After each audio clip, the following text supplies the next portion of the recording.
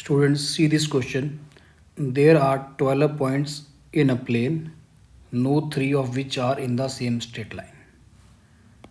तो लगभग 12 पॉइंट्स यहाँ पे दिए हुए हैं एक प्लेन में और उनमें से कोई 3 भी कोलिनियर नहीं है except 5 points which are collinear. तो 12 में से 5 क्या हैं एक लाइन में है।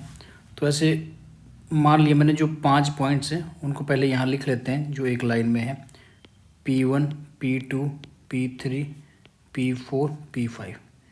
ये सारे एक लाइन में हैं तो इनको हमने एक लाइन में यहाँ पर शो कर दिया है, ठीक है। और इसके अलावा जो बच गए ना रिमेनिंग कितने बच गए P6 से लेके P12 तक, ये कैसे ये नॉन कोलिनियर हैं एंड दिस इज कोलिनियर। अब क्वेश्चन में बोला गया है कि हमने करना क्या है, आपको टोटल नंबर ऑफ ट्राइंगल्स बनानी है which can be formed with the vertices at any 3 of these 12 points. तो आपको टोटल ट्राइंगल बनानी है। अब आप जानते हैं कि एक ट्राइंगल बनाने के लिए आपको 3 पॉइंट चाहिए होते हैं। You need 3 points 3 vertices to make one triangle. तो यहाँ पर 12 पॉइंट्स हैं तो 12 में से हम 3 पॉइंट्स 12C3 तरीके से सेलेक्ट कर सकते हैं। 12C3 is the ways to select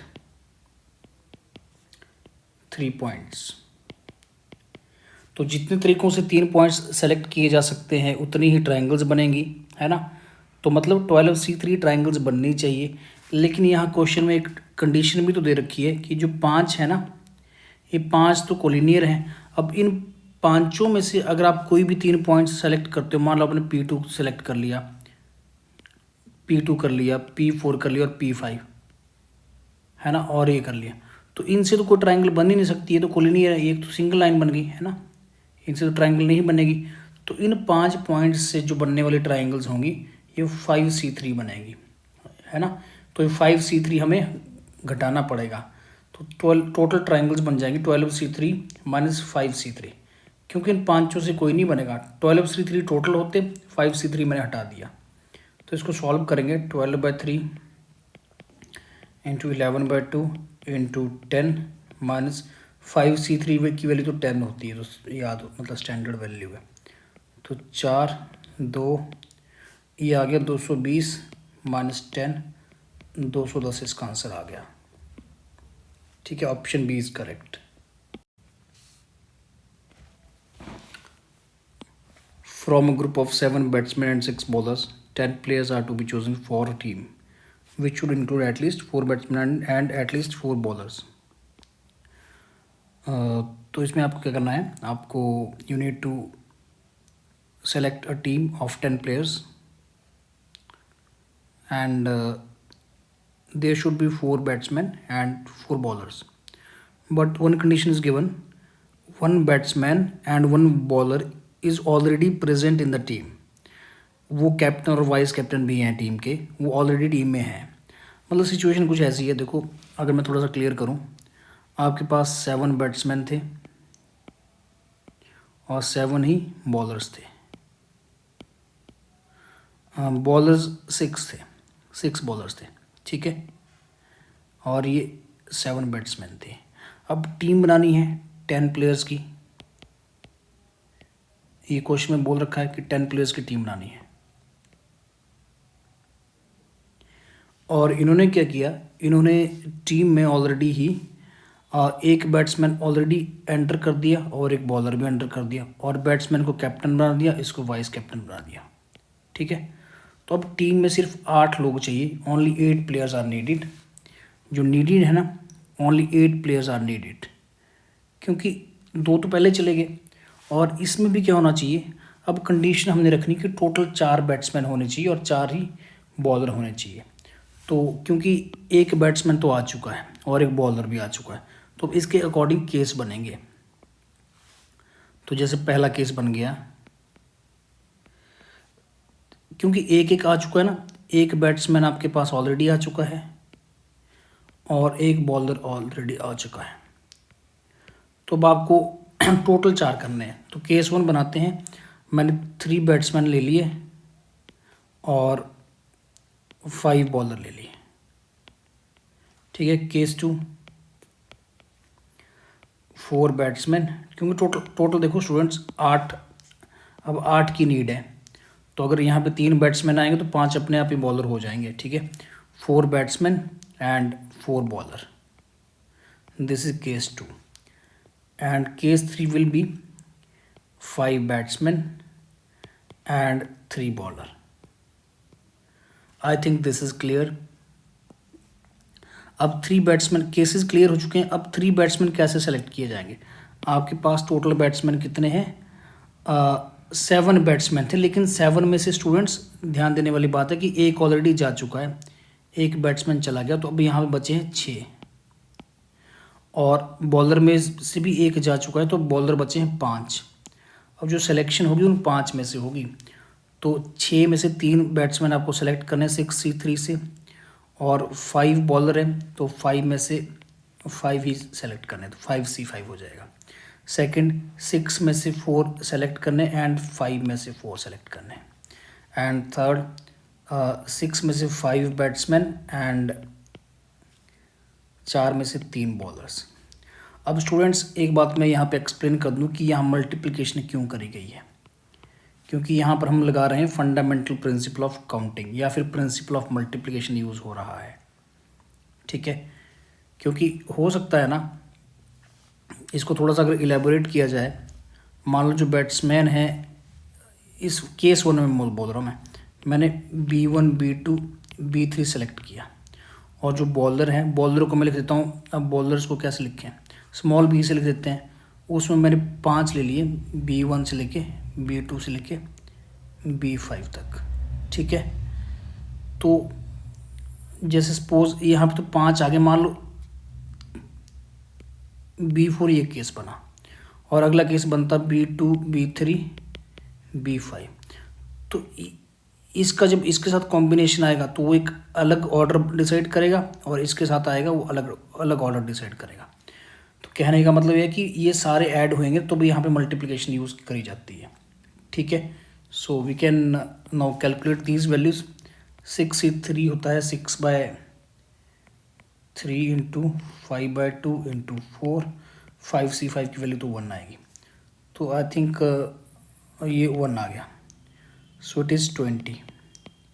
and 6C2 ये 6C4 तो 6C2 के बराबर होएगा, 6/2 इंटू 5, एंड ये 5 हो जाएगा, तो ये 15 इंटू 5 75 हो जाएगा शायद, yes. And it will B 6 into 4, हाँ 6 इंटू 4 ये 24 होगा।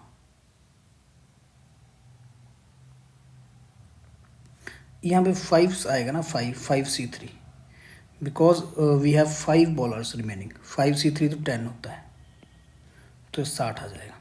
तो टोटल अगर इन तीनों को हम ऐड करेंगे, 20 + 75 + 60, तो 80 और 75, 8 7 15, it is 155। 155 will be correct answer. Hello students, in this question we have 2 lines L1 and L2. Slopes are given and they are intersecting at the point origin in first quadrant. दोनों first quadrant की lines हैं, तो हम इनको draw कर लेते हैं, ठीक है। मान लो फर्स्ट लाइन है और ये सेकेंड लाइन है, ठीक है।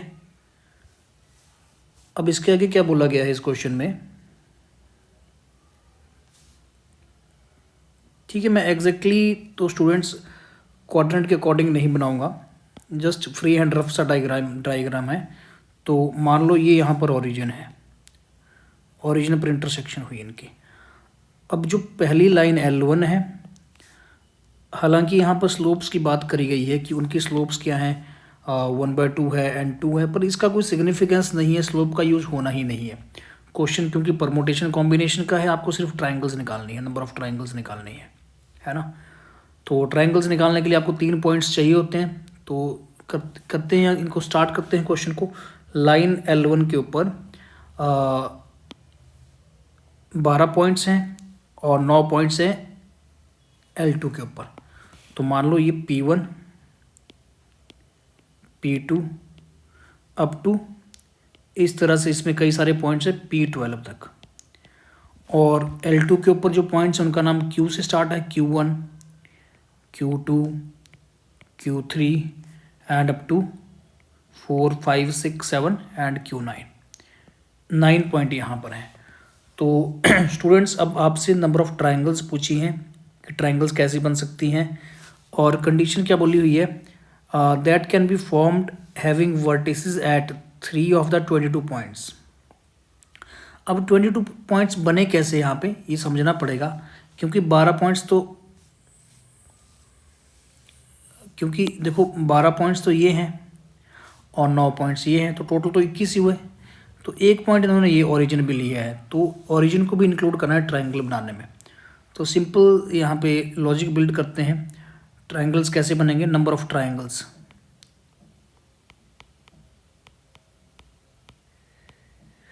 एक ट्राइंगल बनाने के लिए आपको चाहिए होते हैं 3 पॉइंट्स चाहिए होते हैं। तो 3 पॉइंट्स मेरे को सेलेक्ट करने हैं। तो या तो आप 2 points from L1 and 1 point from L2 यहाँ से सेलेक्ट करो, एक केस ये बन जाएगा। या फिर आप एक पॉइंट सेलेक्ट करो L1 से एंड 2 पॉइंट सेलेक्ट करो L2 से। ठीक है, तो 3 हो गए। एक केस और बन सकता है स्टूडेंट्स, एक आपका ओरिजिन हो जाएगा और एक पॉइंट आप सेलेक्ट कर लोगे L1 से और एक सेलेक्ट कर लोगे L2 से। ये नोटेशन समझ लो, 1 point is origin, 1 point from L1 1 from L2। तो यहाँ पर भी ट्राइंगल बन ही जाएगी। जैसे ये ओरिजिन है, एक मैंने यहाँ से ले लिया L1 से, एक यहाँ से, तो ये ट्राइंगल ऐसे बन गई। ठीक है, इस केस में 2 L1 से, तो जैसे एक पॉइंट ये हो गया, एक ये हो गया, ये 2 पॉइंट्स, और एक L2 से मान लो Q3 आ गया, तो एक ट्राइंगल ऐसे बन सकती है। या फिर एक L1 से, 2 L2 से, 2 आपने L2 से ले लिए ये पॉइंट और एक L1 से ले लिया, तो ट्राइंगल ऐसे बन जाएगी। So these are the 3 possible cases. अब इनके सिलेक्शंस लिखते हैं। ओरिजिन को सिलेक्ट करने का तो एक ही तरीका होगा, और L1 में से एक पॉइंट लिया गया है, तो 12 टोटल पॉइंट्स थे, उनमें से एक सेलेक्ट कर लिया। L2 में टोटल 9 थे, तो 9 में से एक सेलेक्ट कर लिया, प्लस L1 से 2 12 टोटल थे, 2 सेलेक्ट करें। L2 में 9 थे, 9 में से एक सेलेक्ट करा, प्लस L1 से 1, तो 12 में से 1, 12 में से 1 और 9 में से 2। तो जब आप स्टूडेंट्स इस पूरे को सॉल्व करोगे, आई थिंक इजी कैलकुलेशन आप कर सकते हैं। थोड़ा सा मैं लिखता हूँ, 12C1 की वैल्यू 12 होती है, into 9 plus 12/2 into 11 into 9 plus 12 into 9/2 into 8। तो जब आप इसको सॉल्व करोगे तो ये वैल्यू आ जाएगी 1134 आ जाएगी। स्टूडेंट्स आप इसको चेक कर सकते हो, इजी क्वेश्चन था, डुएबल कैटेगरी का, और कैलकुलेशन भी मुश्किल नहीं थी। बस हाँ, आप इसमें से कोई एक केस भी मिस कर जाओ तो फिर गड़बड़ हो सकती है। कोई केस मिस ना होना चाहिए इसमें, तभी आपका सही आंसर आएगा। हेलो स्टूडेंट्स, एक और काफ़ी इंटरेस्टिंग क्वेश्चन है, 2025 में पूछा गया है। The number of ways in which the letters ABCDE can be placed in the 8 boxes of the given figure so that no row remains empty and at most 1 letter can be placed in a box. तो देखो simple सी situation है। इसने ऐसा बोला है कि कोई भी रो एम्प्टी नहीं होनी चाहिए, है ना, कोई रो एम्प्टी ना रहे, सब में कुछ ना कुछ आए, है ना। और एक बॉक्स में एक ही लेटर आना चाहिए, जैसे यहाँ पे A और B एक साथ नहीं आएंगे, है ना। तो एक बॉक्स में सिर्फ एक लेटर आएगा और कोई भी रो एम्प्टी नहीं होनी चाहिए। तो इसमें 3 रोज़ हैं, मैं इनको नाम दे देता हूँ। Let this is R1, row 1, row 2 and row 3। अब यहाँ पर देखो केसेस बनाने पड़ेंगे ना, कि आपने रो 1 से कितने बॉक्सेस सेलेक्ट करें, रो 2 से कितने करें, रो 3 से कितने करें, उसके अकॉर्डिंग कैलकुलेशन होगी। तो मैं यहाँ पे एक टेबल जैसा बना लेता हूँ और वहाँ से बॉक्सेस देख लेंगे कितने सेलेक्ट हुए वहाँ से। ठीक है, तो जैसे मान लो रो 1 से हम क्या करते हैं, 3 बॉक्सेस सेलेक्ट कर लेते हैं, तीनों के तीनों रो 1 से।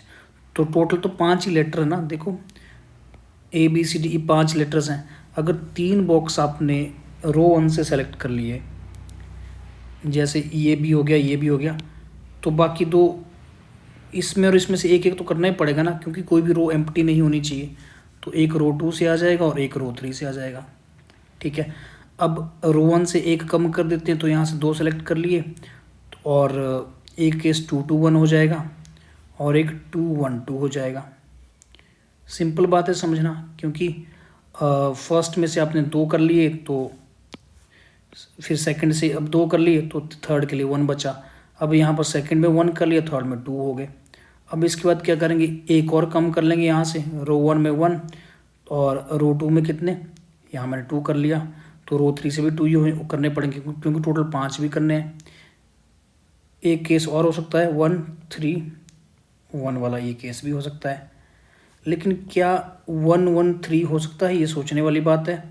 1 1 3 नहीं हो सकता, क्योंकि जो रो 3 है ना, उसमें तो टोटली 2 बॉक्स है, तो ये केस नहीं हो सकता, ये मुझे हटाना पड़ेगा, ठीक है। ये केस बनेगा ही नहीं, ठीक है। सो स्टूडेंट्स, नाउ हमने केसेस तो बना ही लिए हैं, अब इनकी वैल्यूज़ लिखते हैं। नंबर ऑफ सेलेक्शंस, रो 3 में 3 बॉक्स थे, 3 में से 3 सेलेक्ट कर लिए। रो 2 में 3 बॉक्स थे, 3 में से 1 सेलेक्ट करा। और रो 3 में 1 बॉक्स था, 2 थे, 2 में से 1 सेलेक्ट करा। अब यहाँ पे देखो 3C2, 3 में से 2 करे, ये 3C2 से आएगा। और वैसे रो 2 में 3 बॉक्स है, तो ये भी 3C2। अब रो 3 में 2 बॉक्स हैं, 2 में से 1 सेलेक्ट करा, तो 2C1। Same here 3C2। अब तो शायद आप समझ गए हैं पैटर्न कैसे हो रहा है, into 3C1 into 2C2। Same 3C1 into 3C2 into 2C2। 3C1 into 3C3 into 2C1। तो ये वैल्यू बन जाएगी 1 इंटू 3 इंटू 2। यहाँ बनेगा 3 इंटू 3 इंटू 2। यहाँ बनेगा 3 into 3 into 1। And this will be 3 into 3 into 1। This will be 3 into 1 into 2। तो पहली वैल्यू आ गई 6, 18, 9 एंड दिस इज 6। तो 18 9 27 36 हो गया, 36 इंटू 12। तो टोटल वैल्यूज़ कितनी आ गई, 48 आ गई स्टूडेंट से। ये जो 48 है ना, 18 और 18 36, 6 42 और 6 48, ठीक है। तो जो 48 है, ये है total ways to select 5 boxes. क्योंकि 5 बॉक्सेस सेलेक्ट करने ना स्टूडेंट, देखो 5 लेटर्स हैं, तो इनके लिए 5 बॉक्सेस चाहिए अपने को। तो 5 बॉक्सेस को सेलेक्ट करने के ये टोटल वेज हैं, टोटल वेज ये समझना पड़ेगा, है ना। क्योंकि आप देखो ना, यहाँ पे 3 1 4 1 5, मैं हर केस में 5 ही बॉक्स सेलेक्ट कर रहा हूँ, 2 2 4 1 5, हर उसमें हम सिर्फ 5 बॉक्स सेलेक्ट कर रहे हैं। तो 5 बॉक्सेस को सेलेक्ट करने के हमने टोटल वेज देख लिए। अब उन 5 बॉक्सेस में ना, जैसे सपोज ये 5 बॉक्स आपने एक ये कर लिया सेलेक्ट, एक ये कर लिया, एक यहाँ से कर लिया, 3 हो गए, एक ये कर लिया और एक ये कर लिया, ये 5 बॉक्स मान लो टोटल सेलेक्टेड हुए। मैं एक पर्टिकुलर केस ले रहा हूँ। अब इनमें आपको क्या भरना है, इनमें आपको भरना है ABCD। तो जैसे A मान लो यहाँ पे आ गया, मान लो ये A है, ये B है, C, उसमें मैंने एक पर्टिकुलर केस ले लिया एक सिलेक्शन का। अब ये जो ABCD है ना, ये भी तो आपस में परमुटेट कर सकते हैं। किसी दूसरे केस में हो सकता है A यहाँ पे आ जाए, D यहाँ चले जाए, बाकी ऐसे रहे। तो ये आपस में मतलब इनके पास 5 प्लेस है ना, तो वो 5 इंटू 4 इंटू 3 इंटू 2 इंटू 1, ये 5 फैक्टोरियल से ये आपस में अरेंज करेंगे। तो 5 बॉक्सेस को सेलेक्ट करने के ये 48 वेज बने। तो देयरफॉर टोटल अरेंजमेंट्स, क्योंकि यहाँ पे आप क्वेश्चन में आपको समझना पड़ेगा कि नंबर ऑफ वेज पूछे हैं, मतलब इसने अरेंजमेंट्स पूछी हैं। तो टोटल वेज या फिर arrangements they will be 48 into 5 factorial.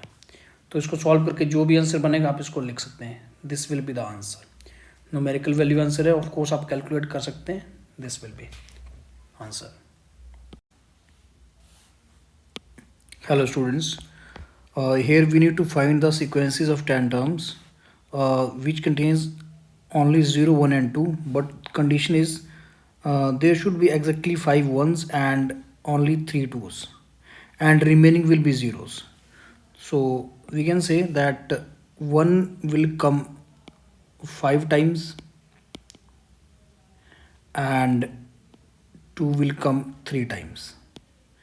और इसने एग्जैक्टली वर्ड यूज़ किया हुआ है, exactly 5 times and exactly 3 times. इसका मतलब ये हुआ कि जो ज़ीरो बच रहा है ना, यहाँ पे ज़ीरो बच गया, वो अपने आप ही 2 टाइम्स आ जाएगा, तो उसकी हमें सिलेक्शन करनी नहीं पड़ेगी, वो खुद ही हो जाएगी। ठीक है, तो 10 टर्म्स की सीक्वेंस है, मान लो ये वो 10 टर्म्स हैं, 4 5 6 7 8 9 10 प्लेसेस हैं स्टूडेंट्स, है ना, जो हमें फिल करने हैं। आप इसको 10 डिजिट नंबर से कंफ्यूज मत करना, क्योंकि उसमें गलती हो जाएगी। अगर आप 10 formation of 10 digit number is different than formation of a sequence of 10 terms, क्योंकि 10 डिजिट नंबर में जो लास्ट वैल्यू होती है ना, वहाँ पे ज़ीरो नहीं आ सकता, क्योंकि अगर ज़ीरो आ गया तो 9 डिजिट नंबर रह जाएगा। लेकिन यहाँ पर क्वेश्चन में सीक्वेंस की बात करी गई है, तो सीक्वेंस तो ठीक है, 10 नंबर का जस्ट एक ग्रुप है जो एक पर्टिकुलर कंडीशन को फुलफिल करे जिस तरह से हमें चाहिए। तो यहाँ पे जस्ट सीक्वेंस है, तो हम क्या करते हैं, इन 10 प्लेसेस में से सबसे पहले मैं 5 प्लेसेस 1 के लिए सेलेक्ट कर लेता हूँ, तो वो सेलेक्ट हो जाएंगे। 10 में से 5 सेलेक्ट करें, 10C5, ठीक है, कोई 5 कर लिए। ठीक है, जैसे मान लो एक ये कर लिया मैंने, 2 3 4 और 5, ये 5 प्लेस सेलेक्ट हो गया और यहाँ पे आ गया है 1 1 1 आ चुका है। ठीक है, अब इसके बाद हमें क्या करना है, now we need to select 3 more places for the digit 2। तो प्लेस कितने बचे, अब हमारे पास 5 बचे हैं ना, एक ये बचा है, 2 3 4 5 प्लेस बचे हैं। तो इन 5 में से हमें 3 और सेलेक्ट करने हैं। जैसे मान लो हमने एक ये सेलेक्ट कर लिया, एक मैंने ये सेलेक्ट कर लिया, एक ये कर लिया और एक ये कर लिया। ठीक है, तो यहाँ पे क्या आ जाएगा, इन प्लेसेस के ऊपर आ जाएगा, अब 2 आ गया, 2 2 2 2, कोई 3। अब स्टूडेंट्स इसके बाद जो रह गए ना, वहाँ ऑटोमेटिकली ही 0 आ जाएगा जो बच गया। अच्छा, 2 मैंने यहाँ पे नहीं लिखा है, दिस इज नॉट 2।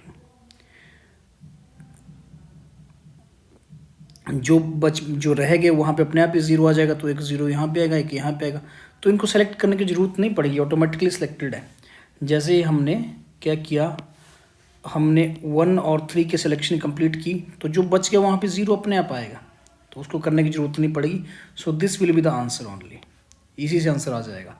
इसको आप फर्दर सॉल्व करेंगे तो 10 फैक्टोरियल अपॉन 5 फैक्टोरियल, 3 फैक्टोरियल, 3 नहीं 5 factorial into 5 factorial divided by 3 factorial and 2 factorial. तो जब कट करेंगे इसको, 5 से 5 कट जाएगा एंड इट विल बी, इसको आप सॉल्व कर लेंगे तो ये आ जाएगा 2520 आ जाएगा, ऑप्शन बी आ जाएगा यहाँ से।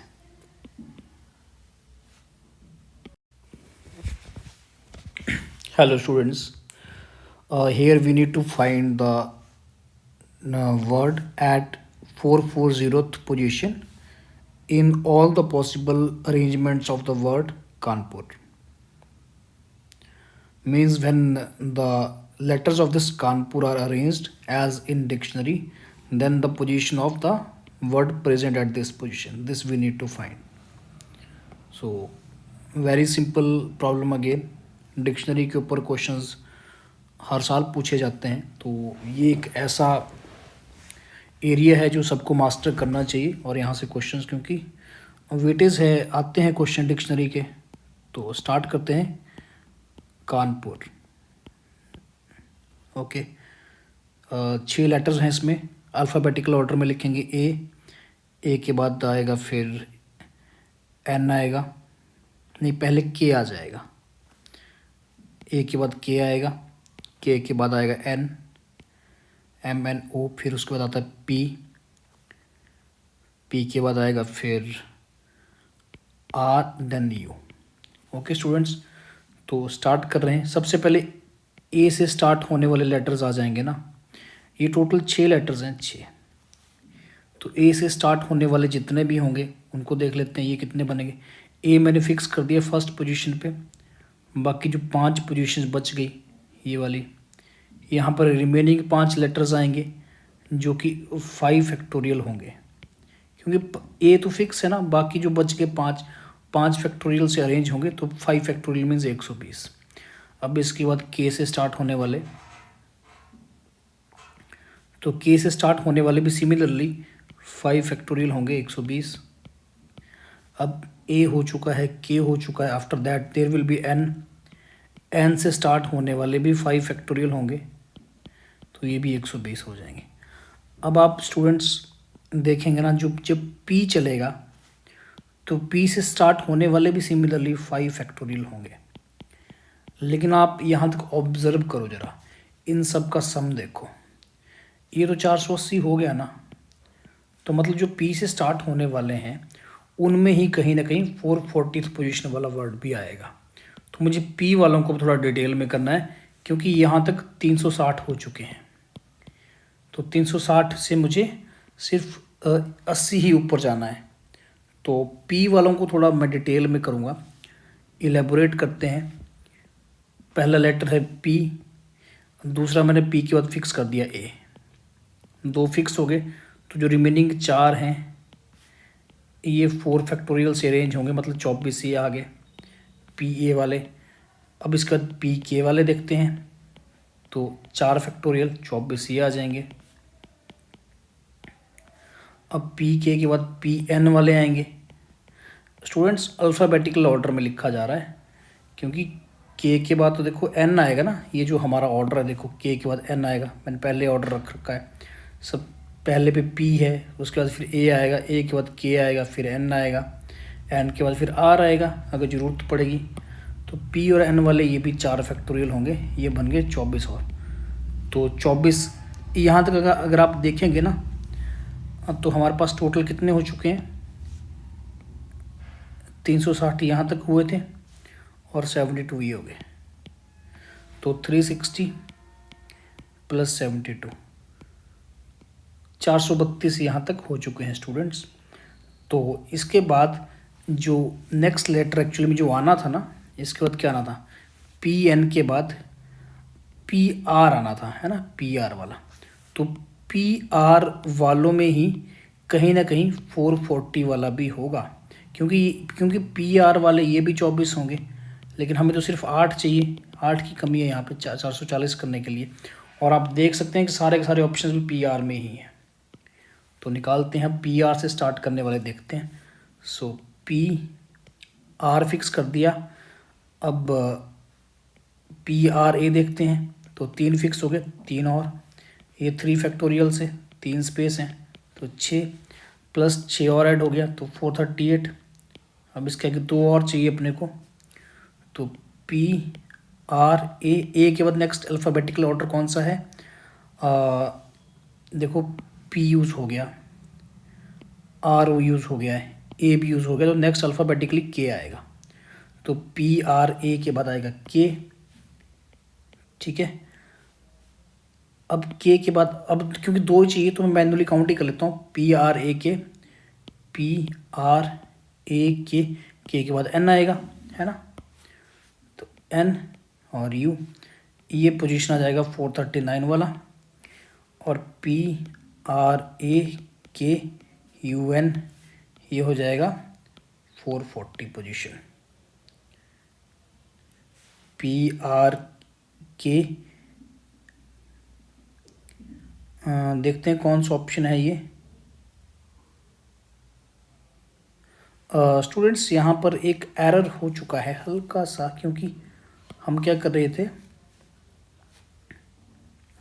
पी पी आर के बाद हमने क्या करना था, हमने के ए तो ऑलरेडी हो चुका है ना, पी आर ए हो चुका है और उसके आ चुके हैं 6।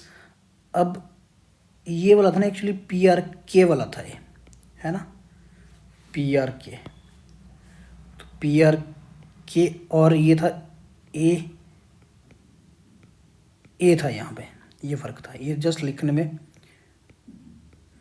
P R K A N U and A U N, ठीक है। तो इस तरह से so this word will be at 440 position, P R K A U N, option B, ठीक है। क्योंकि लास्ट के 2 ही बचे ना, तो काउंट करने थे मैनुअली, तो इनको आप ऐसे मैनुअली काउंट कर सकते थे, P R K A U N, option B. Hello students, ये नेक्स्ट क्वेश्चन देखो। इसमें आपके पास गिवन है N C are -1 = 28 and N C R = 56 and also this is given, ठीक है। तो इनको यूज़ करके ना आपको सबसे पहले तो एन और आर की वैल्यूज़ निकालनी पड़ेगी। वो निकल गया ना एन और आर, तो आपके पास फिर पॉइंट सी आएगा, ठीक है। A and B are given in terms of sine t cos t, ठीक है। मतलब ये एक वेरिएबल ट्राइंगल बन जाएगी ना, ए बी सी एक वेरिएबल ट्राइंगल है जिसका जो वर्टेक्स ए और बी है वो टी के अकॉर्डिंग वेरी कर रहे हैं, लेकिन जो सी है वो कांस्टेंट हो, फिक्स होगा, उसकी वैल्यू इधर से आएगी, ओके। फिर उस वेरिएबल ट्राइंगल का जो सेंट्रॉइड होगा, सेंट्रॉइड की बात करिए ना, हाँ सेंट्रॉइड होगा, वो भी तो वेरिएबल आएगा। वेरिएबल मतलब फिर उसका एक लोकस आएगा, वेरिएबल पॉइंट का ही लोकस निकलता है, तो उस लोकस को हमें निकालना है फाइनली, वहाँ से आपको अल्फ़ा मिलेगा, ठीक है। तो सबसे पहले एन और आर जल्दी जल्दी निकालने की कोशिश करते हैं, ठीक है। तो सबसे पहले मैं सेकंड को फर्स्ट से डिवाइड कर दिया, तो हमारे पास आया n C r divided by n C are -1। तो इसका फॉर्मूला आपको पता होगा, एन माइनस जो नीचे वाला होता है उसको माइनस कर देंगे तो r+1 बनेगा, और डिवाइडेड बाय जो यहाँ पे होता है वो आ जाएगा नीचे, तो r आ गया, है ना। और इसकी वैल्यू कितनी बनेगी जब आप डिवाइड करेंगे, तो 56 डिवाइडेड बाई 28 होगी, सो इट विल बी 56/28, तो ये 2 आ गया। This means n - r+1 = 2r and n+1 = 3r आ गई value, clear. So let this is equation 1, इसको मैं हाईलाइट कर देता हूँ। सिमिलरली हम डिवाइड करते हैं, थर्ड को सेकंड से डिवाइड कर देते हैं ना, NCr+1 अपॉन NCr, तो ये है 70 डिवाइडेड बाई 56। स्टूडेंट्स बस यही वैल्यूज़ यूज़ कर रहा हूँ मैं। अगेन हेयर वही फॉर्मूला यूज़ करो, n माइनस से नीचे वाला n - r divided by this, so n - r divided by r+1 = 70/56, तो 14 से कट जाएगा, 5/4 आ गया। मल्टीप्लाई करेंगे 4n - 4r = 5r + 5। थोड़ी सी सिंप्लीफिकेशन करते हैं तो 4n की वैल्यू आ गई 9r + 5, और ये आपकी इक्वेशन सेकंड आ गई। इनको आपस में सॉल्व करते हैं अगर, तो इस फर्स्ट में मैं 4n की वैल्यू निकाल लेता हूँ, 4n + 4 = 12r, तो 4n की वैल्यू बन जाएगी 12r - 4। इस 4n की वैल्यू को यहाँ रख देता हूँ, 12r - 4 = 9r + 5, तो 3r की वैल्यू 9 आ गई, मतलब r की वैल्यू बनी 3। अगर r 3 है तो n कितना आएगा, n अपने पास आ जाएगा, इस वाली इक्वेशन से आ जाएगा n, यहाँ से n बन जाएगा 3r, 9 - 1, n की वैल्यू 8 आ गई। तो स्टूडेंट्स वैल्यूज़ आ चुकी हैं, n की वैल्यू भी आ गई है और r की वैल्यू भी आ गई है। तो अब ट्राइंगल बनाते हैं जल्दी जल्दी। ट्राइंगल, ये मैंने ट्राइंगल बना दी, ठीक है। वर्टेक्स ए है आपका 4 cos t, 4 sin t, vertex B है आपका 2 sin t and -2 cos t। वैसे तो स्टूडेंट्स क्वेश्चन सॉल्व करने के लिए ट्रायंगल बनाने की कोई ज़रूरत नहीं है, हम डायरेक्टली सेंट्रॉइड का फॉर्मूला लगा सकते थे, लेकिन ठीक है आपकी अंडरस्टैंडिंग के लिए मैं पूरा सॉल्व कर रहा हूँ। वर्टेक्स सी आपका निकलेगा, यहाँ से निकल जाएगा, यहाँ पे आर और एन की वैल्यू पुट करेंगे तो 3r - n, आर की वैल्यू 3 है तो 3 × 3 9, 9 - 8 ये 1 आ गया, एंड r² - n - 1 तो 9 - 8 - 1 ये 0 आ गया वर्टेक्स सी। मान लो उसका जो सेंट्रॉइड है जी वो h, के है, तो h की वैल्यू कितनी बन जाएगी, h विल बी, सबके x ऐड हो जाएंगे, 4 cos t + 2 sin t + 1/3, तो यहाँ से आ जाएगा 3h - 1 = 4 cos t।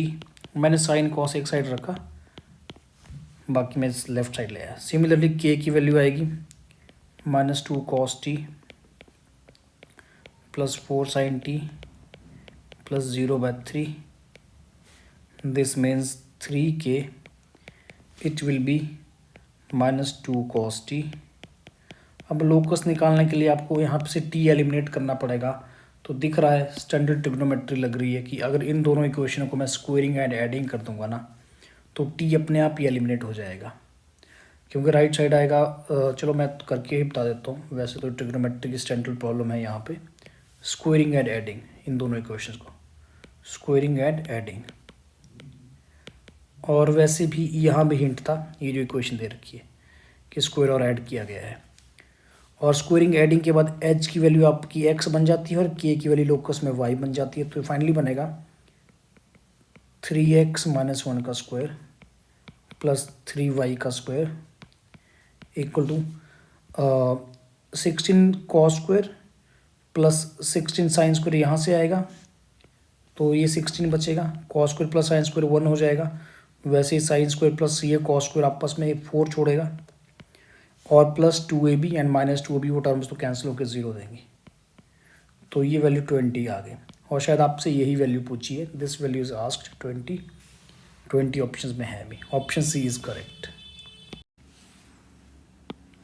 Hello students, इस क्वेश्चन में आपसे क्या पूछा है, you need to find a 5 digit number which is greater than 50,000, और आपको यूज़ करनी है सिर्फ ये जो गिवन डिजिट्स हैं इनमें से ही यूज़ करना है, 0 1 2 3 4 5 6 7। एक कंडीशन और है, that sum of their first and last digits it should not be more than 8। तो ठीक है, स्टार्ट करते हैं क्वेश्चन को। 5 डिजिट नंबर है तो 1 2 3 4 5 डिजिट मैंने बना लिए, और 50,000 से ज़्यादा नंबर बनाने हैं। तो ये जो आखिरी प्लेस है ना, 50,000 से बड़े नंबर हैं, 50,000 से ज़्यादा, तो ये जो 10,000 वाला प्लेस है यहाँ तो 5 6 या 7 इन तीन में से कुछ ना कुछ आएगा, और तो कुछ आ नहीं सकता है ना। और बात करें लास्ट की कंडीशन, इसके ऊपर भी है, तो यहाँ पर जो सम है वो 8 से छोटा होना चाहिए इसका और इसका, तो उसके अकॉर्डिंगली यहाँ पर डिजिट्स आएंगे। जैसे 5 6 7 है तो 5 के साथ क्या क्या आ सकता है, 5 के साथ आपके पास आ जाएगा 0 आ जाएगा, 1 आ जाएगा, 2 और 3 है ना, ये 4 डिजिट 5 के साथ आएंगे, और 6 के साथ 0 1 2 ये आएंगे, और 7 के साथ 0 और 1 आएगा, है ना। बस ये यही केस बनेंगे स्टूडेंट्स। तो इसको अब मैं क्या कर रहा हूँ, ठीक है, एक्सप्लेन मैंने कर दिया, अब स्टार्ट कर दें। पहला केस बन रहा है, यहाँ पर 5 आ गया, ठीक है, तो 5 के साथ मेरे पास लास्ट में आ सकता है 0 आ सकता है, 1 2 और 3, क्योंकि इन सारे ही केसेस में जो सम बनेगा, इन सब का सम और इसका सम ना वो 8 से कम या 8 आ रहा है, क्योंकि जो सम है it should not be more than 8, तो 5 तो एक तरीके से ही आएगा, और ये टोटल यहाँ पे 4 ऑप्शंस हैं। अब बात करते हैं रिमेनिंग की, तो हमारे पास देखो 1 2 3 4 5 6 7 8 नंबर हैं यहाँ पे ना, ठीक है। और क्योंकि रिपीटेशन हो सकती है, इन्होंने टोटल नंबर्स पूछे हैं 5 डिजिट्स। रिपीटेशन करानी है नहीं करानी, कोई बात मतलब ऐसी बात ही नहीं करेगी, तो रिपीटेशन यहाँ पे हो सकती है ना, क्योंकि जैसे 5 भी रिपीट हो सकता है, 6 भी, है ना, तो ऐसे रिपीटेशन हो सकती है। क्योंकि बीच में कोई ऐसा नंबर भी तो आएगा, जैसे 55 आ गया, ये भी तो एक नंबर आ सकता है, 5 को इतनी बार रिपीट कर दिया, है ना।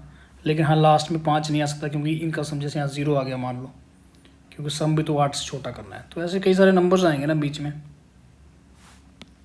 तो रिपीटेशन हो सकते हैं। टोटल 8 हैं, तो ये भी 8 तरीकों से भरा जाएगा, ये भी 8 से और ये भी 8 से, ठीक है। This is case 1। स्टूडेंट्स फिर बता दूं, टोटल 8 डिजिट्स हैं, तो उन 8 में से यहाँ पे तो कुछ भी आ सकता है, इन तीनों पे तो कोई रिस्ट्रिक्शन नहीं है। रिस्ट्रिक्शन तो सिर्फ ये फर्स्ट एंड लास्ट के ऊपर है, ठीक है। Case 2,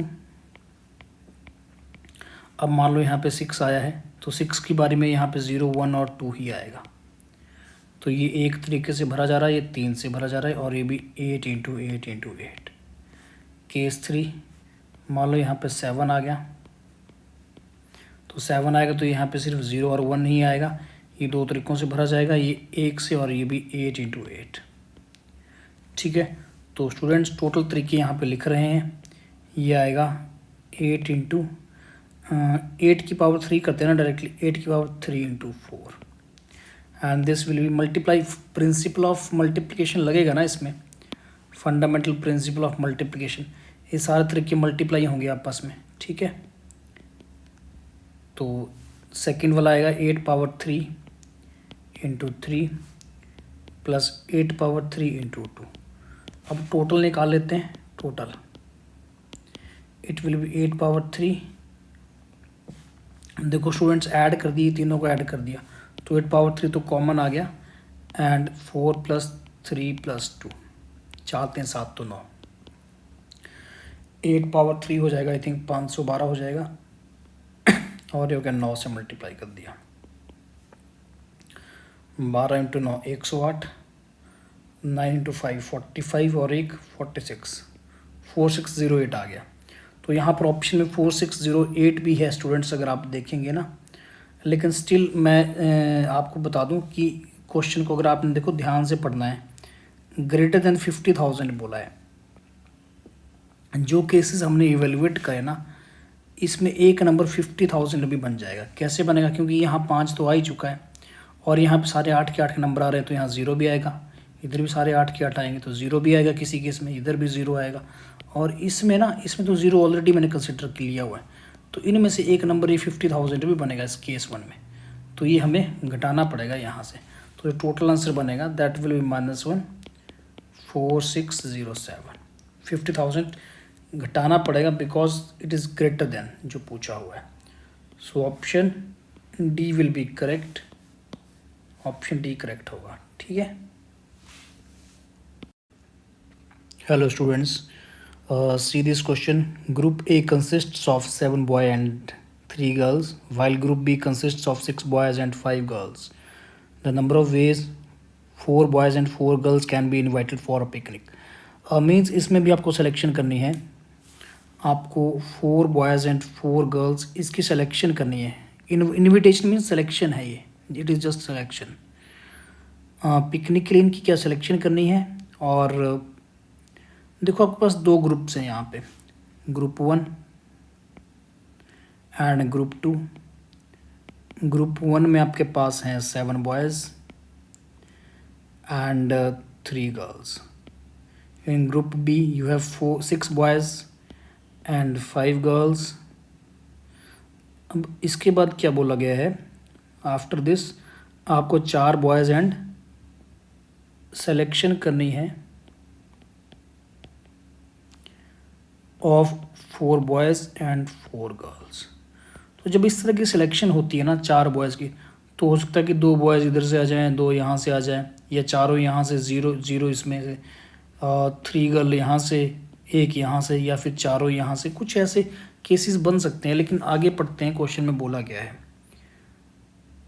if 5 of the them must be from group ए। ये जो ग्रुप 1 है ना, ग्रुप ए, अच्छा इसका नाम ग्रुप ए है actually, this is group A, group B, ये ग्रुप ए है एंड ग्रुप बी। अब ग्रुप ए से 5 तो सेलेक्ट करने ही करने हैं, ये कंडीशन लगी, यहाँ से 5 सेलेक्ट करने ही करने हैं, तो मतलब 3 ग्रुप बी से आएंगे, सिंपल सी बात है ना, रिमेनिंग फ्रॉम ग्रुप बी।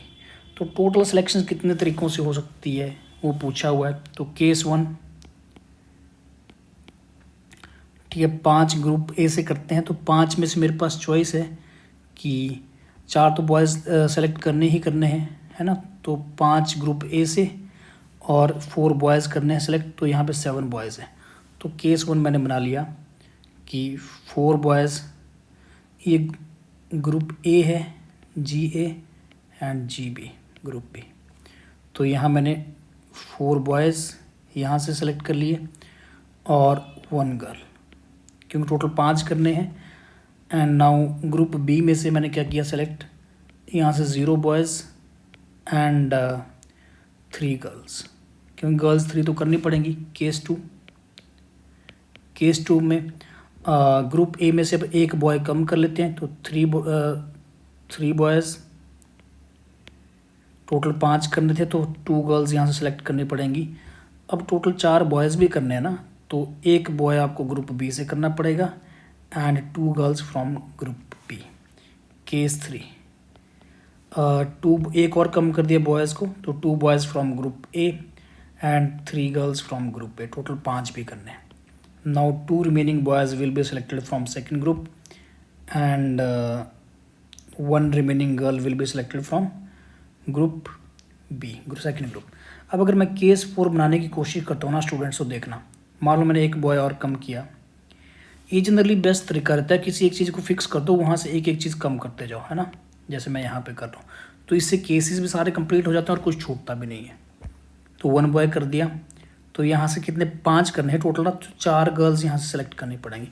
अब आप देखो 4 गर्ल्स तो इसमें है ही नहीं, इसमें तो टोटली 3 गर्ल्स हैं ग्रुप 1 में, तो मतलब केस 4 बनेगा ही नहीं, है ना, तो ये यहीं पे रिजेक्ट हो गया।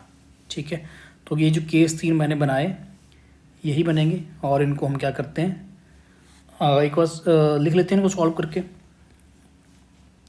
तो केस 1 में आएगा 4 बॉयज़ आउट ऑफ 7, तो 7 सी 4, 1 गर्ल आउट ऑफ 3, है ना, यहाँ से 3 में से 1, 7 में से 4, 6 में से 0, 5 में से 3, इस तरह से सिलेक्शन हो रही है इनकी। 7C4 into 3C1 into multiplication ही लगेगी, 6 में से 0, 6C0 इंटू 5C3। ठीक है, and case 2 7C3 into 3C2 into 6 में से 1 बॉय एंड 5 में से 2 girls, and here 7C2 2 boys and 3C3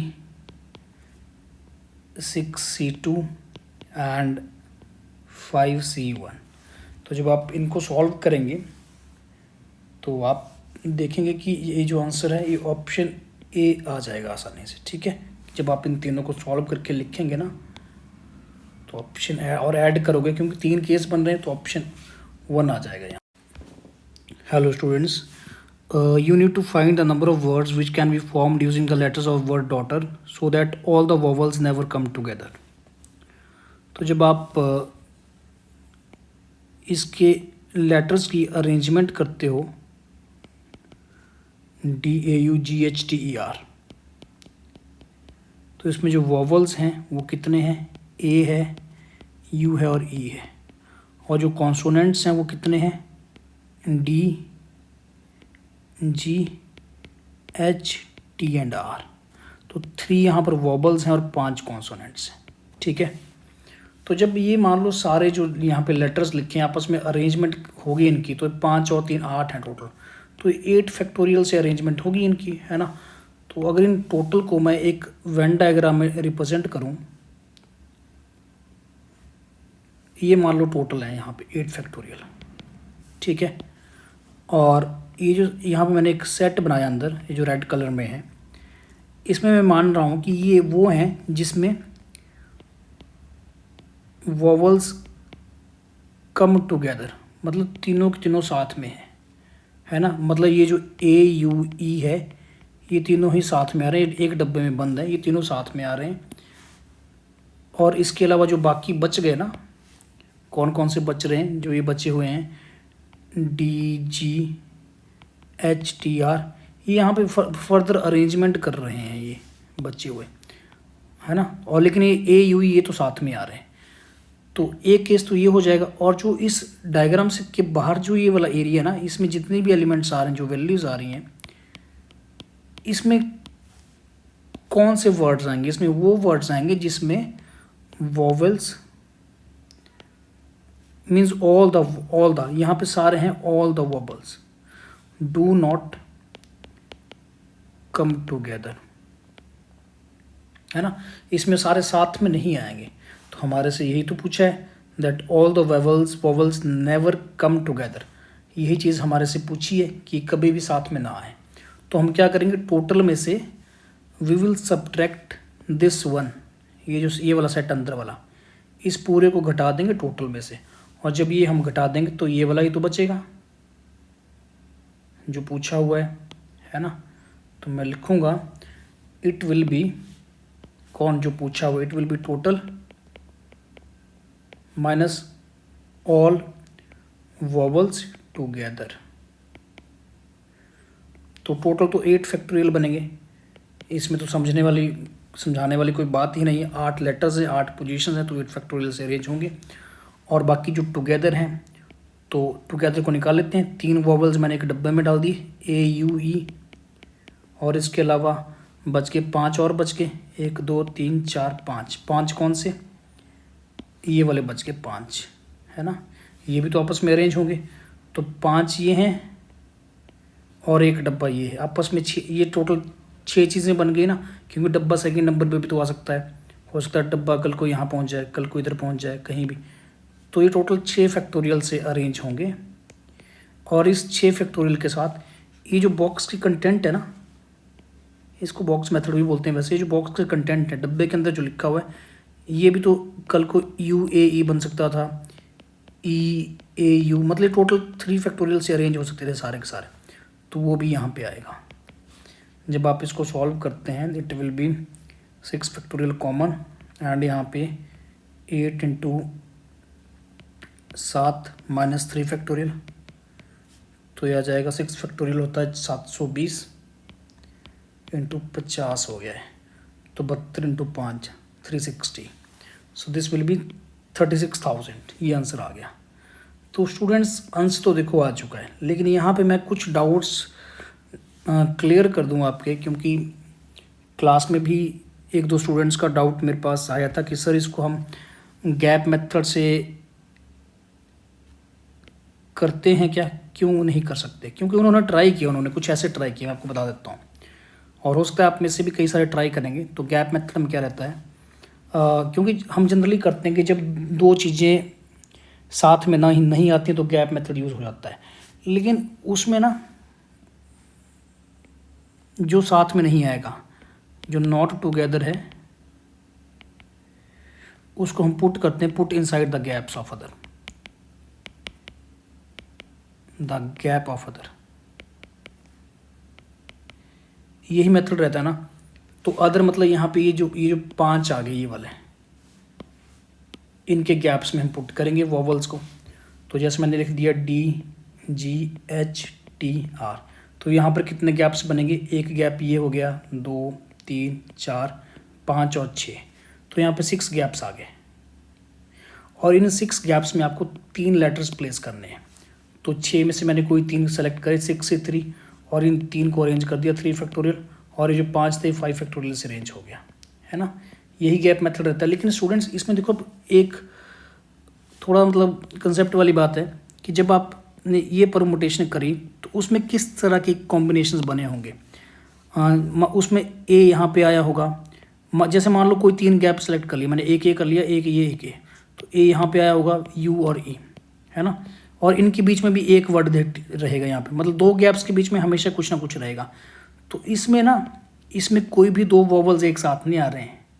लेकिन जो हमारे से पूछा है, हमें सिर्फ वो चाहिए कि all the vowels never come together, तीनों एक साथ ना आए, 2 एक साथ आ सकते हैं। मतलब यहाँ पे जो बच गया इसमें ए और हो सकता है ए और यू साथ में हो, या फिर ई और ए साथ में हो, ऐसे कई सारे केस बन सकते हैं ना दो के साथ वाले, तो हमारे से वो भी पूछे हैं। और जब आप गैप मेथड लगाते हो तो उसमें सारे सिंगल सिंगल हो जाते हैं, मतलब कोई भी दो साथ में नहीं आते, तो ये फ़र्क है। तो गैप मेथड से यहाँ पे एरर आएगा। अगर आपको गैप मेथड लगाना है थोड़ा केयरफुली सोच समझ के लगाना पड़ेगा केसेस बना के। हेलो स्टूडेंट्स, इस क्वेश्चन में देखो हमने क्या करना है। In a group of three girls and 4 boys and there are 2 boys B1 and B2, मतलब कोई दो लड़के यहाँ B1 B2 ऐसे हैं जो क्या करेंगे, उनके ऊपर एक कंडीशन लगी हुई है। The number of ways we need to find the number of ways in which these girls and boys can stand in a queue such that all the girls stand together. जितनी भी girls हैं वो सारी एक साथ आनी चाहिए और बॉयज़ भी एक साथ आने चाहिए, लेकिन वो B1 B2 जिनकी आपस में नहीं बनती वो साथ में नहीं आए। ठीक है, तो मैं लिख सकता हूँ जो रिक्वायर्ड केसेस हैं ये होगा टोटल कौन से, जिसमें गर्ल भी टुगेदर हैं एंड बॉयज़ भी टुगेदर हैं, माइनस आपने वो घटाने हैं जिसमें गर्ल टुगेदर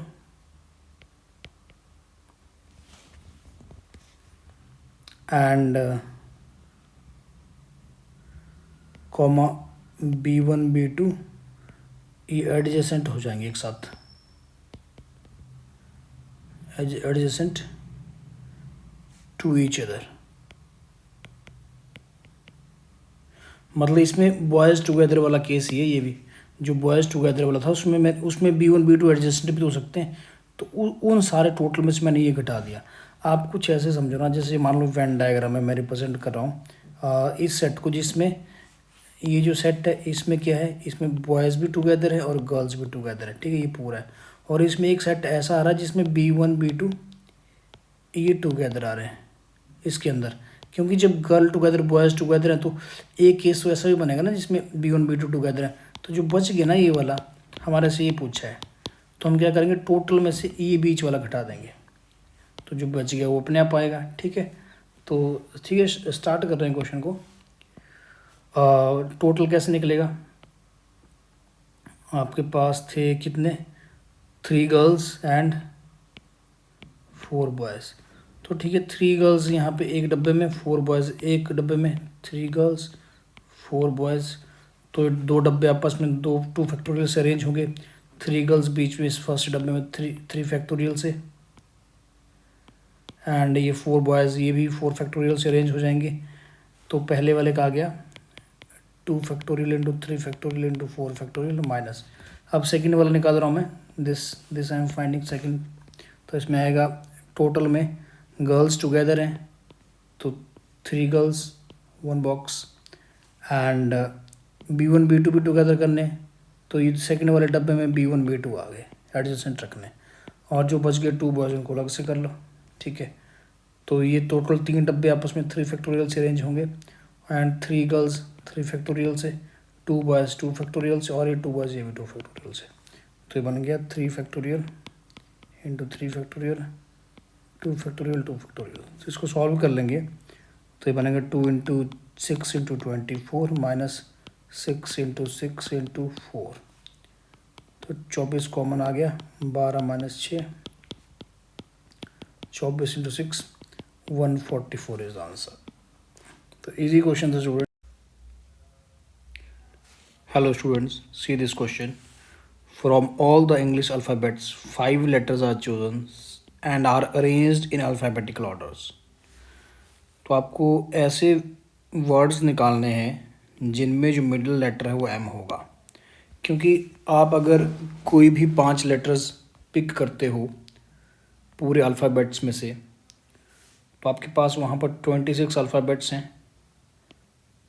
वहाँ से अगर आप 26 में से कोई भी 5 पिक करते हो ना, तो इसमें से जिन जिन में M है 2 इधर 2 इधर, आपको बस ये वाले चाहिए, क्योंकि किसी में बीच में A भी हो सकता है, कुछ और भी हो सकता है, Z हो सकता है बीच में, लेकिन उनमें सिर्फ आपको M वाले ये वाले चाहिए। ठीक है, तो सिलेक्शन शुरू करते हैं। अगर आप एम की पोजीशन देखोगे ना तो 13th नंबर पे आता है अल्फ़ाबेट्स में, और टोटल 26 हैं, तो इसके राइट साइड में भी 13 ही हैं और इधर 12 होंगे। ए से लेके एम से पहले तक 12 लेटर्स हैं और एम की 13th पोजीशन है, और एम के बाद भी 13 हैं और एम से पहले 12 हैं। तो एम तो बीच में रखना है ना, तो एक काम करते हैं कि इन 12 में से कोई दो पिक करते हैं। टोटल 5 लेटर्स बनाने हैं, तो 2 यहाँ से पिक कर लेते हैं, इसकी बीच की पोजीशन हो जाएगी, और 2 यहाँ से पिक कर लेंगे। ठीक है, तो ये कैसे होगा, इन 12 में से 2 पिक किए तो वो 12C2 तरीक़ों से हो जाएगा, और यहाँ से 13 में से 2 पिक किए, और ये तो एक है, एक में से एक ही पिक करना है, इसकी सेंटर पोजीशन है। तो अब इनको अरेंज करते हैं। 5 सेंटर पोजीशन में तो 1C1 तरीके से हो गया, और यहाँ पे दिस 13C2 और यहाँ पे 12C2। स्टूडेंट्स, अब एक यहाँ पे ना बात बोली गई है कि that they should be in alphabetical orders. तो जो ए से पहले एम से पहले वाले, जैसे सपोज यहाँ से मैंने ए पिक कर लिया, यहाँ पे ई पिक कर लिया, और यहाँ पे मैंने ओ कर लिया पिक, और साथ में एक्स पिक कर लिया। ठीक है, ये 5 लेटर सपोज पिक हुए हैं, तो ये अल्फ़ाबेटिकल ऑर्डर में होने चाहिए ना, and arranged in alphabetical orders, सारे के सारे। तो मतलब ये है कि इन सब की सिर्फ एक ही अरेंजमेंट हो सकती है अल्फ़ाबेटिकली। कल को ऐसा नहीं हो सकता कि आप एक्स यहाँ रख दो, ओ यहाँ पे रख दो, या ई इधर रख दो, ए यहाँ पे रख दो, या फिर एम को बीच में रखते हुए आपने ओ एक्स ऐसे कर दिया कि ठीक है अल्फ़ाबेटिकली रखते हैं। मतलब इनकी जो इंडिविजुअल ऑर्डर है ना, ये वाला इंडिविजुअल ऑर्डर, ये तो अल्फ़ाबेटिकली होना ही चाहिए, और पूरे का भी अल्फ़ाबेटिकली ऑर्डर होना चाहिए। तो ये जो थर्ड मैंने यहाँ पे केस बनाया ये वाला, इसमें इंडिविजुअली तो अल्फ़ाबेटिकली हैं ये, लेकिन ओवरऑल नहीं है, तो ये भी डिस्कार्ड हो जाएगा और ये भी डिस्कार्ड हो जाएगा। सिर्फ ये एक तरीके से अरेंजमेंट होगी इन सब की। तो 12C2 ये भी एक तरीके से अरेंज हो रहे हैं, और ये भी सिर्फ एक तरीका इन सबको लिखने का। तो जो नेट आंसर आ जाएगा फाइनल आंसर वो इतना ही होगा। Final answer will be 12C2 into 13C2, और इसको अगर आप सॉल्व करते हो it will be 5148, option B.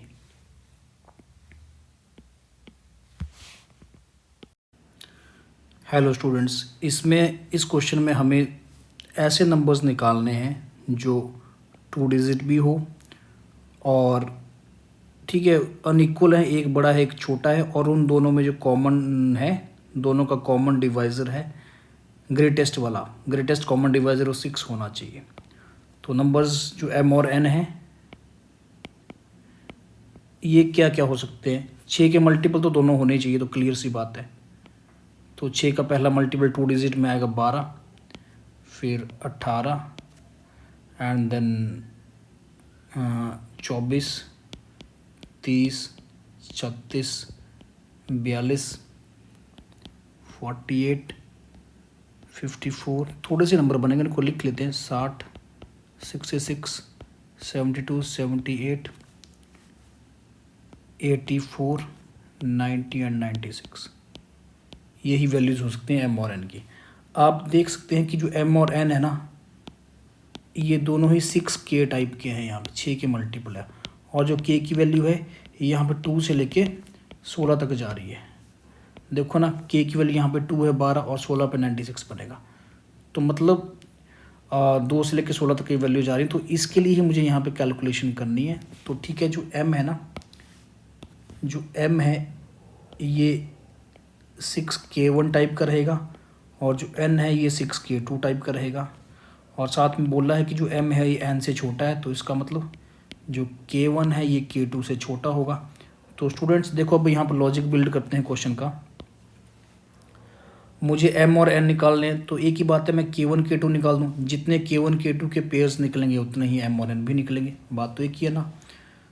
तो अब k1 k2 मेरे को ऐसी वैल्यूज़ निकालनी है कि उनमें कुछ भी कॉमन ना हो, ऐसे मतलब इनमें से जो K1 K2 है वो क्या क्या वैल्यूज़ ले सकते हैं। K1 K2 can take values, मैंने आपको बताया अभी कि 12 से 96 तक ये 2 3 4 एंड अप टू 16 तक K1 K2 की वैल्यूज़ ये बनेगी, क्योंकि जब K1 K2 की वैल्यू 2 होगी तो हमें 12 मिलेगा और 16 पे हमें 96 मिलेगा। तो 2 और 16 के बीच में K1 K2 के जितने भी ऐसे पेयर्स बन सकते हैं जिसके लिए उनमें कॉमन कुछ भी ना हो, मतलब GCD ऑफ K1 K2 ये 1 होना चाहिए, क्योंकि अगर ये 1 हुआ तभी GCD ऑफ M ये 6 आएगा, क्योंकि जो K1 K2 का जो क्या बोलते हैं सॉरी M और N में जो कॉमन है ग्रेटेस्ट कॉमन डिवाइजर वो तो 6 चाहिए अपने को, है ना, और M और N ये सारी वैल्यूज़ ले रहे हैं। तो अगर K1 K2 में फर्दर कुछ कॉमन नहीं हुआ तभी ये 6 बन सकता है। आप सोच के देखो ना, जैसे मान लो K1 की वैल्यू मैंने 6 कर ली, K2 की वैल्यू मैंने 8 कर ली, तो यहाँ से M कितना आ जाएगा 6K1 36, और N कितना आ जाएगा 6K2 सॉरी 8K2 ये 64 आ जाएगा। अब 36 और 64 का जो ग्रेटेस्ट कॉमन डिवाइज़र है, 6 तो इनमें कॉमन डिवाइज़र है ही, लेकिन साथ में 2 और हो जाएगा, मतलब 12 हो जाएगा इसमें, है ना। 12 वेट 12 तो नहीं, क्या आएगा इसमें 36, 12 से 64 को डिवाइड हो रहा है 36 और 64 में 6 तो इनका है ही, 64 नहीं सॉरी 8 इंटू K2 की वैल्यू मैंने 8 ली हुई है, यहाँ पे 6 है स्टूडेंट्स, सॉरी दिस इज 6, ये 48 है ना। अब 48 और इसमें 36 में जो कॉमन डिवाइजर है वो 12 हो जाएगा। तो लॉजिक यही है कि K1 K2 में अगर कुछ भी कॉमन हुआ, जैसे यहाँ पे 2 कॉमन हो गया था, तो फर्दर GCD इसका 6 नहीं रहेगा। तो मुझे वो सारे नंबर्स चाहिए जिनके लिए क्या होना चाहिए K1 K2 में ग्रेटेस्ट कॉमन डिवाइजर जिनका 1 आए, ठीक है। तो मैं स्टार्ट कर रहा हूँ लिखना। जैसे पहला केस बनाते हैं, K1 की वैल्यू ले ली मैंने 2, अब K2 केस K1 से बड़ा ही है, तो K2 की वैल्यूज़ क्या आएंगी, वो सारी वैल्यू जिसमें इन वैल्यूज़ में से जो यहाँ पे लिख रखी है इनमें से वो सारी वैल्यूज़ 2 को छोड़ के, और कॉमन कुछ भी नहीं होना चाहिए, तो ऑड वैल्यू सारी आ जाएंगी 3 5 7 9 11 13 15, बस इतने 1 2 3 4 5 6 7 वैल्यूज़ आ गई।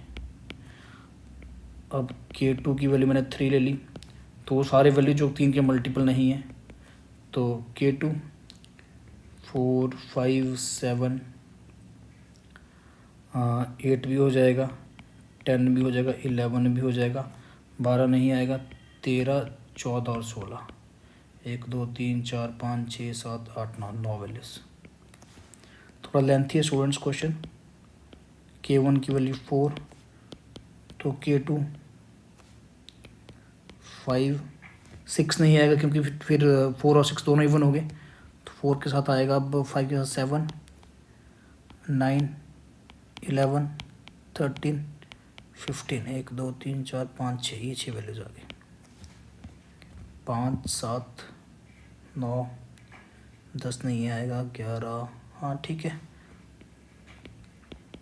K1 की वैल्यू 5, तो K2 बनेगा 6 तो हो नहीं सकता है, अब 5 से बड़ी वैल्यूज़ देखनी है सिर्फ, है ना, तो 7 8 9 10 भी नहीं आएगा, 11 12 13 14 15 नहीं आएगा, 16 आएगा, तो 1 2 3 4 5 6 7 8 9 9 वैल्यूज़। K1 की वैल्यू 6, तो K2 7 8 नहीं आएगा, 9 भी नहीं आएगा, मतलब उस नंबर में K2 में वो सारे नंबर जो इसके साथ कॉमन ना बनाए कुछ भी, 10 भी नहीं होगा, 8 9 10 नहीं होगा, 11 आएगा, 13 आएगा, एंड बस ये 3 नंबर है, 3 नंबर 7, तो 8 10 11 12 13 15 एंड 16, 1 2 3 4 5 6 7 7 है आगे। बस स्टूडेंट थोड़े बच्चे बचे, अब K1 की वैल्यू 8, तो K2 9, हाँ 11 13 15, 4 वैल्यूज। K1 की वैल्यू 9, तो 10, 11, 13, 14 एंड 16, 2, 3, 4, 5, 5 वैल्यूज। 10, तो K2 11, 13 एंड बस ये 2 ही आएंगी, 2 वैल्यूज, क्योंकि 14 पे 2 कॉमन, 15 पे भी 5 कॉमन और 16 पे भी 2 कॉमन। अब देखते हैं K1 की वैल्यू 11, तो K2 11 से बड़ी वैल्यूज में 12, 13, 14, अरे तो सारी आ गई, 5 वैल्यूज। K2 12, K1 और K2 13 आएगा, 15 आएगा एंड बस 2 ही वैल्यूज आएंगी, क्योंकि 16 पे 2 कॉमन हो जाएगा। K1 इक्वल 13, तो K2 14, 15, 16 तीनों आ गए, 3 वैल्यूज। K1 14 हो गया, तो K2 आ गया 15, बस 15 एक ही वैल्यू है। K1 इक्वल टू 15, तो K2 आ जाएगा 16, एक वैल्यू बनी। बस ख़त्म हो गया, इसके आगे जा नहीं सकते क्योंकि अनइक्वल भी रखना है। अब स्टूडेंट्स इनको काउंट करते हैं, 1, 1, 2, 3, 5, 2, 7, 5, 12, 2, 14, 5, 19, 4, 23, 7, 30, 3, 33, 9, 42, 6, 48, 9, 57 एंड 7, 64। तो स्टूडेंट्स टोटली 64 आ गया इसका आंसर। ठीक है, 64 numbers will be such numbers, तो ये आंसर है। हेलो स्टूडेंट्स, इस क्वेश्चन को देखो। All 5 letter words are made using the letters ABCDE। इनको यूज़ करके ही हमें 5 लेटर वर्ड्स बनाने हैं। तो 5 लेटर्स हैं, तो इनको यूज़ करके 5 फैक्टोरियल मतलब 120 वर्ड्स बन सकते हैं, क्योंकि ये सारे के सारे डिफरेंट है। तो ये इतनी बात हो गई। And are arrange in an dictionary with serial numbers. तो उन सबको डिक्शनरी में अरेंज कर दिया, और उसके आगे बोला गया है कि किसी n पोजीशन के ऊपर जो वर्ड होगा, मान लो WN है वो, ठीक है, और उस WN की प्रोबेबिलिटी, अच्छा ये question probability plus P and C both दोनों चैप्टर्स का है, और वहाँ से उस WN को सेलेक्ट करने की जो प्रोबेबिलिटी है वो कुछ कंडीशन सेटिस्फाई कर रही है। ठीक है, ये कुछ सीरीज़ बनाएगा प्रोबेबिलिटीज़ आपस में, और फिर एक वर्ड उन्होंने फाइनली सेलेक्ट करा जो इस पैटर्न को भी फॉलो करेगा और साथ में उसकी प्रोबेबिलिटी की वैल्यू भी दे रखी है। So you need to find these unknowns here, alpha beta. तो ठीक है, शुरू करते हैं क्वेश्चन को। सबसे पहले तो मैं यही एक्सप्लेन कर देता हूँ कि ये जो मतलब है ना, ये क्या बोल रहा है। इसका मतलब ये हुआ कि जैसे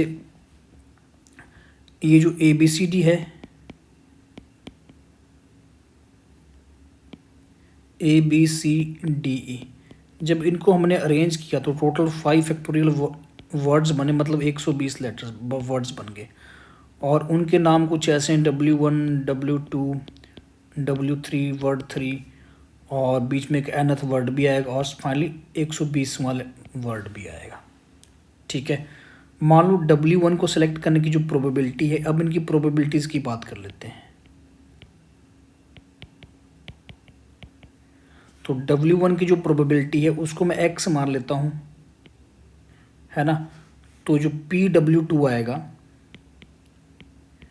वो तो ट्वाइस ऑफ PW1 हो जाएगा। यही तो बोला है यहाँ पे, अगर n की वैल्यू मैं 1 से बड़ी कोई भी रखूँगा ना, जैसे मैं n की वैल्यू 2 रख दूँगा यहाँ पर, तो क्या बनेगा, PW2 इक्वल टू 2 - 1, ये चीज़ आ जाएगी, तो ये 2x हो जाएगी। तो W2 की प्रोबेबिलिटी 2x हो जाएगी, और W3 की इसी तरह से ये ट्वाइस ऑफ पिछले वाले की W2 की हो जाएगी। अब n की वैल्यू 3 रखते चलेंगे, तो ये 2 इंटू 2x, तो 2 की पावर 2x हो जाएगी। वैसे नेक्स्ट वाले की 2 की पावर 3x हो जाएगी। तो क्लियरली स्टूडेंट्स आप देख पा रहे हो ये एक GP बनेगी, और जीपी में फिर जो nth टर्म आएगी that will be 2n-1 x हो जाएगा, और फाइनली जो लास्ट टर्म बनेगी उसकी वैल्यू आएगी 120-1। तो ठीक है, ये वैल्यू आ जाएगी 120-1 इंटू एक्स हो जाएगी। देखो ना स्टूडेंट्स, क्योंकि फर्स्ट की तो मैंने एक्स मानी है, आगे वाले की डबल होगी, तो टोटल 120 वर्ड्स बनेंगे। तो इस तरह से ये चलता रहेगा, ये सारी स्टोरी चलती रहेगी, है ना। एन की n-1 बनेगी, क्योंकि जीपी है तो ये 120-1 बनेगा। अब एक काम करते हैं, इन सारी प्रोबेबिलिटीज़ का सम 1 भी तो होना चाहिए। तो अगर x plus 2x plus 2x plus so on, ये 120-1x, इन सब का जो सम है वो 1 भी तो होना चाहिए, क्योंकि हम जानते हैं कोई भी अगर सैम्पल स्पेस है जैसे, उसमें जितने भी इवेंट्स बन रहे हैं उन सब की प्रोबेबिलिटीज़ का अगर मैं सम करूं तो इन सब की जो प्रोबेबिलिटी ऑफ जो x आई है ये 1 होगा, सारे सबका 1 बनेगा सम, है ना। तो ये 1 हो जाएगा। तो इसके साथ ही x कॉमन आके 2 प्लस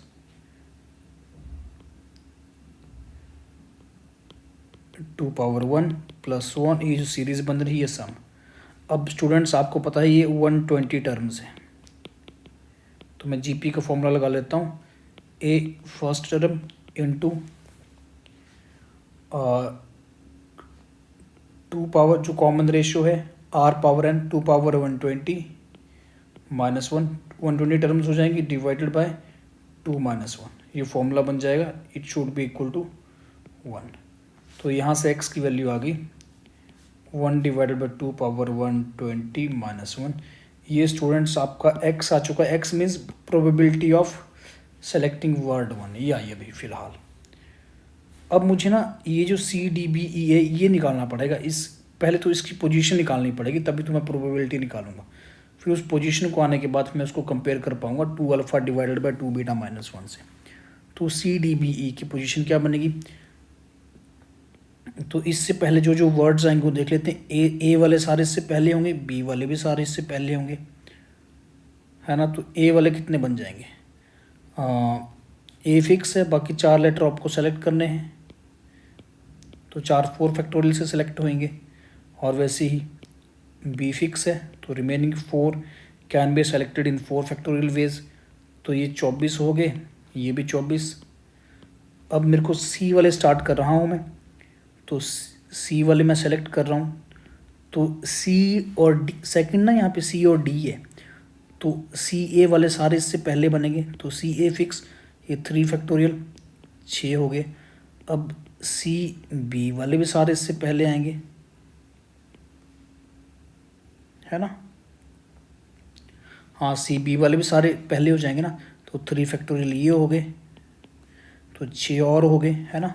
अब इसके बाद सी बी के बाद अगला तो लेटर, तो देखो सी हो गया, मैं इसे अगर यहाँ पे लिख दूँ ना, सी सबसे पहले है ए, फिर उसमें बी है, फिर सी है, फिर डी है, और फिर ई है।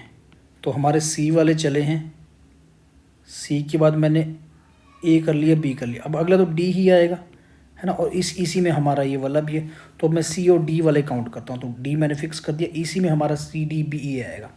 अब CD में सबसे पहले आएगा ए, वो बी से पहले होगा, तो ये वाले 2 फैक्टोरियल ये भी पहले हो गए।